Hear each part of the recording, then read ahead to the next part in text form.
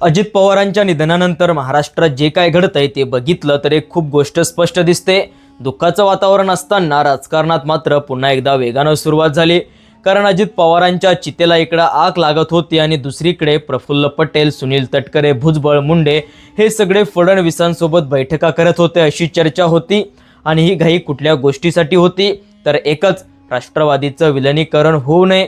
शरद पवारांनी बारामतीत पत्रकार परिषद घेत एक मोठा खुलासा केला आणि त्यांनी म्हटलं 12 फेब्रुवारीला दोन्ही राष्ट्रवादी एकत्र येणार होत्या आणि अजित पवारांचीही त्यासाठी सहमती होती।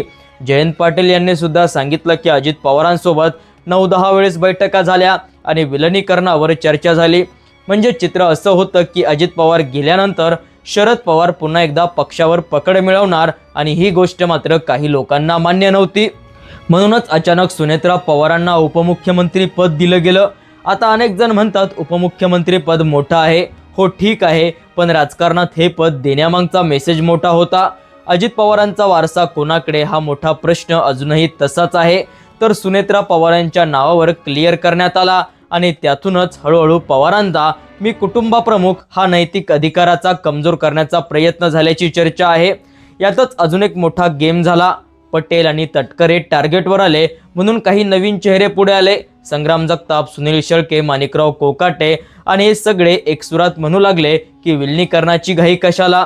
म्हणजेच अजित पवार गटात सुद्धा दोन मतप्रवाह असल्याचं दिसतंय। एक गट म्हणतोय शरद पवारांना बाजूला ठेवू पाहतोय, तर दुसरा गट म्हणतोय आपण सगळे एकत्र येऊ। आणि या सगळ्यात तिसरा रोल जो सगळ्यांचा महत्त्वाचा दिसतो तो म्हणजे देवेंद्र फडणवीसांचा। कारण अनेकांच्या मते जर विलिनीकरण झालं असेल तर महायुतीसाठी मोठा धोका निर्माण होऊ शकतो। म्हणूनच फडणवीसांनी पटकन सूत्र हलवत पवारांना पुढची चाल पडण्याआधीच आपली चाल टाकली असं बोलून जातंय। दुसरीकडे स्क्रिप्ट 2 मध्ये एक वेगळी भूमिका समोर येते। अनेक लोक म्हणतात की शरद पवारांनी आयुष्यभरात जे डावपेच खेळले, फोडाफोडीचं राजकारण केलं, राजकीय गणितं मांडली, आज त्याच राजकारणाची परतफेड त्यांना मिळते अशी चर्चा आता जिकडं तिकडं रंगत आहे। कारण ज्यांना पवारांनी मोठं केलं तेच तटकरे, भुजबळ, मुंडे आता तेच लोक शरद पवारांना दूर ठेवून सत्तेत राहण्याचा प्रयत्न करत आहे। एकंदरीत सांगायचं तर सध्या महाराष्ट्राच्या राजकारणाला चाललेला हा संघर्ष सत्तेसाठी नाही तर तो चाणक्य विरुद्ध चाणक्य असा रंगतोय। तुम्हाला काय वाटतं, हे सगळं नियतीचा खेळ आहे का की निव्वळ राजकीय मास्टर स्ट्रोक? कमेंटमध्ये तुमचं मत लिहा आणि अशाच माहितीपूर्ण अपडेट्ससाठी आपल्या चॅनलला तुम्ही सबस्क्राईब केलं नसेल तर चॅनलला सबस्क्राईब करा। धन्यवाद। जय महाराष्ट्र।